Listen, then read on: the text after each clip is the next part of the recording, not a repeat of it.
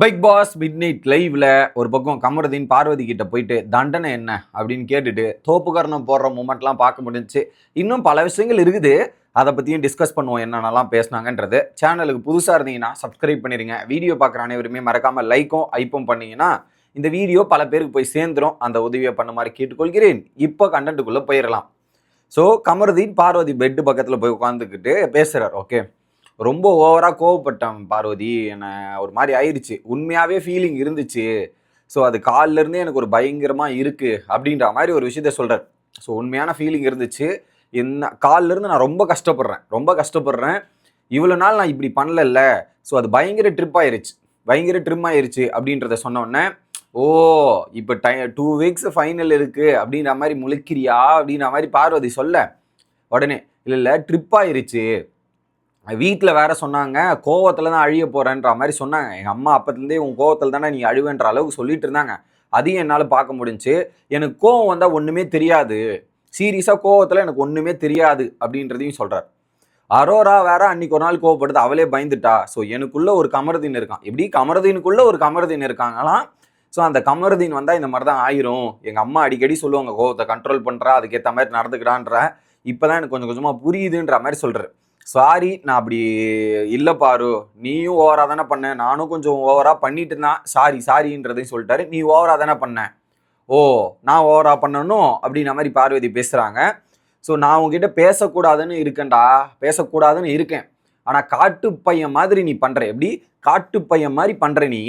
So நான் பேசலைனாலும் உங்களுக்கு பெரிய விஷயமா தெரியல, நாட் ஏ பிக் டீல், இல்லை நீ ஜாலியாக இருந்திருப்ப அப்படி தானே அப்படின்ற மாதிரி சொன்னோடனே, இல்லை பாரு, ரொம்ப ஃபீல் ஆச்சு பாரு, உனக்கு தெரியாது, எனக்கு அவ்வளோ ஃபீல் ஆச்சு.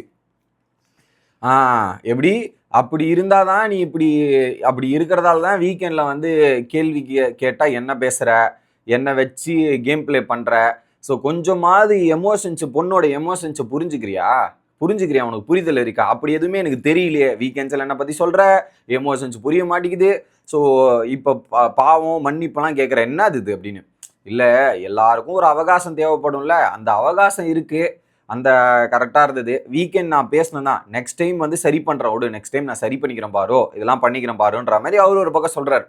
இந்த விஷயத்த எனக்கு வந்து அப்படின்ற மாதிரி தான் இருக்குது. நான் அந்த மாதிரி தான் இவங்க பண்ணுறாங்க. ஓகே, இதுக்கு வெளியே முட்டு கொடுத்த பார்வதி சப்போர்ட்டர்ஸும் வெளியே முட்டு கொடுத்த கமருதீனோட சப்போர்ட்டர்ஸுக்கும் 2 பேரும் இந்தா விபூதி வச்சுக்கோ அப்படின்ற மாதிரி 2 பேருக்கும் பார்வதி தரப்புல இருந்தும் கமருதீன் தரப்புல இருந்தும் அடிக்கப்பட்டது தான் நெசம். அதான் நல்லா இருக்குது. இது பார்க்கும்போது எனக்கு சிரிப்பு தான் வந்துச்சு. அது இன்னைக்கு காலையில் அந்த விஷுவல்ஸை பார்க்கும்போது சிறப்பாக பண்ணியிருக்கீங்க, சிறப்பாக. ஓகே, அதில் குறிப்பாக இன்னைக்கு அவகாசம் டைம் எடுத்து சரி பண்ணுறேன்னும் போது, சரி பனிஷ்மெண்ட் என்ன சொல்லு பனிஷ்மெண்ட் என்ன அப்படின்னும் போது உடனே பார்வதி என்ன சொல்லிடுறாங்கன்னா, நான் பனிஷ்மெண்ட்டாக நான் என்ன பண்ணியிருக்கேன்னா, உன்னை பற்றி சாண்ட்ரா கிட்ட போய் பேசியிருக்கேன், நல்லா 4 நல்லா பேசியிருக்கேன் அப்படின்னு. உடனே கோவத்தில் தான் பண்ணேன். ஓகே, நானும் நீ கோவத்தில் பண்ணது தான் போய் புலம்பிட்டு இருக்கேன் நானும். ஸோ என்ன டபுள் கேம்லாம் நீ சொல்லக்கூடாது, நான் நிறைய புலம்பிட்டேன், ஓப்பனாக பேசிட்டேன்ற மாதிரி பார்வதி அங்கே போட்டு உடச்சிட்டாங்களா. உடச்ச உடனே ஓகே, நான் இப்போ தான் நிம்மதியாக இருக்கும் உங்ககிட்ட பேசினதுக்கப்புறம். சரி, மன்னிப்புக்கு என்ன பேசினது, வைலண்ட்டாக பேசி இருக்குன்னா வெளியே போய் பார்த்துக்கலாம், இல்லை இங்கே எனக்கு மன்னிப்பு வேணுன்ற மாதிரி சொல்லி தோப்புக்கரணம் போடுன்ற மாதிரி இப்போ சொல்கிறாங்க. சரி, நான் போய் தோப்புக்கரணம் போடுறேன்ற மாதிரி கமருதீன் தோப்புக்கரணம் போட, அவங்க கிட்ட வந்து உங்கள் ஃபேமிலியை பற்றி பேசினது தப்பு, உங்கள் எமோஷன்ஸை ஃபீல் பண்ண வச்சதுக்கு சாரி, அதுக்கு மட்டும் தான், கேமில் நடந்ததுக்கெலாம் சாரி கேட்க மாட்டேன், இதுக்கு சாரி கேட்குறேன்ற மாதிரி தோப்புக்கரணம் போட்டு சாரி வாங்குறாங்க. அதுவும் ஒரு பக்கம் பார்வதி கேட்டுட்டு, அடுத்தது அடிச்சதுக்கெல்லாம் சொல்ல முடியாது. இங்கே பாரு, இன்சல்ட்டிங், நீ என்ன அடிச்சது எனக்கு இன்சல்ட்டிங்காக இருந்தது, நீங்களும் அக்கௌண்டபிலிட்டி எடுக்கணுங்க, நான் மட்டும் ஏன் எடுக்கணும், நீங்களும் தானே தப்பு பண்ணீங்க, நீங்களும் அக்கௌண்டபிலிட்டி எடுக்கணுன்ற மாதிரி அங்கே ஒரு பக்கம் சொல்கிறான். ஓகே, அடுத்து பாரு என்ன சொல்கிறாங்க, இல்லை கேமில் டிஸ்டர்ப் பண்ணதுக்கு நீ இப்படி பண்ணுவேன், ஆமாம் நீயும் பண்ண நானும் பண்ணேன், ஃப்ரஸ்ட்ரேஷனில் அப்படி ஆயிடுச்சு, பட் டப்பாலாம் எட்டி உடைச்சேன், டப்பா தான் எய்ம் பண்ணேன், ஒன்றும் எய்ம் பண்ணனா ஒன்றும் அடிச்சுனா அப்படிலாம் இல்லை, சாரி அப்படின்ற மாதிரி இவர் ஒரு பக்கம் சொல்கிறார். அடுத்து சரி, அப்போ அந்த பாலை வச்சு அடித்தது ஏங்க, நீங்கள் வலிச்சா நீங்கள் விட வேண்டியது தானேங்க, நீங்கள் ஏங்க பிடிச்சிட்டு இருந்தீங்க, நீங்கள் அப்படி பிடிச்சிட்டு நிற்பது கேம் பிளேனா, பால் அடிக்கிறது ஏன் கேம் பிளேங்க, அது எப்படிங்க தப்பு சொல்லுவீங்கன்ற மாதிரி இதை ஒரு பக்கம் உடைக்கிறான். அடுத்து உடனே வந்து பாரு சொல்கிறாங்க, டே 2.5 டேஸாக நீ பண்ணதில் 2.5 நாளாக நான் போய் அவங்க கிட்ட சாண்ட்ரா கிட்ட புலம்பிட்டு தான் இருந்தேன், சாண்ட்ரா கிட்ட ஃபீல் பண்ணிட்டு தான் இருந்தேன் அப்படின்றத சொல்ல உடனே, ஓகே என்ன பண்ணுறது பாரு, லவ் சொன்னால் அந்த மாதிரி பைத்தியம் ஆயிரும் கொஞ்சம். சரி ஆளுகிட்ட போய் சொன்னா நம்ம பேசிக்கலாம், இங்க பார் நம்ம போய் பேசிக்கலாம் புரிஞ்சுக்கலாம். ஸோ லவ் கேம் சொன்ன ஆளு தானே அவங்க கிட்ட போய் நீ இப்படி பேசுறியே. அவங்க என்ன சொல்லுவாங்க, வீக்கெண்ட்லயும் லவ் கேமை பத்தி தான் சொன்னாங்க.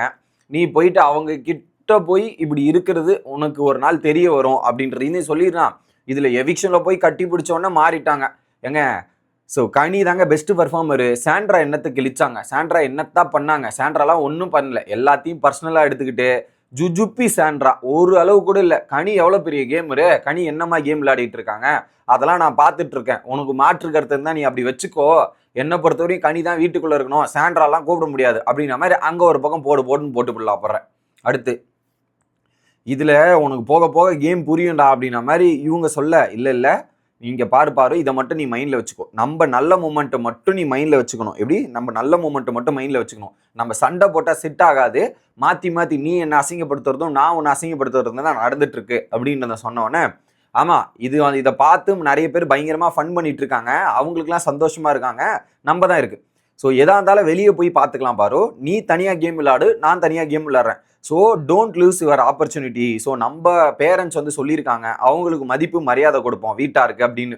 ஓ இத்தனை நாள் புரியாத மதிப்பு மரியாதை இன்னைக்கு தான் புரிந்திருக்கிறது உங்க இருவருக்கும் அல்லவா அப்படின்றதா இருந்துச்சு. உடனே இந்த வாரம் நான் கேம் பிளே நல்லா தாண்டா பண்ணேன் அப்படின்னு.